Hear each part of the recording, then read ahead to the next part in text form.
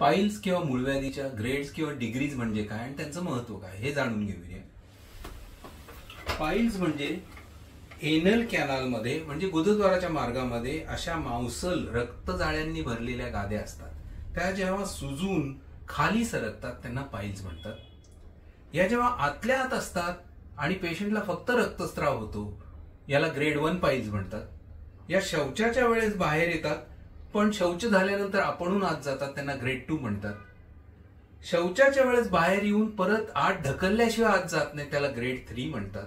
आणि कायमस्वरूपी बाहेर राहतात त्यांना ग्रेड 4 म्हणतात. याचं महत्व म्हणजे ग्रेड 1 हे लाईफस्टाईल चेंजनी ट्रीट करता येतं. ग्रेड 2 हे ऑफिस प्रोसिजरनी ट्रीट करता येतं. ग्रेड 3 आणि 4 ला लेझर सर्जरी किंवा स्टेपलर सर्जरी लागू शकते.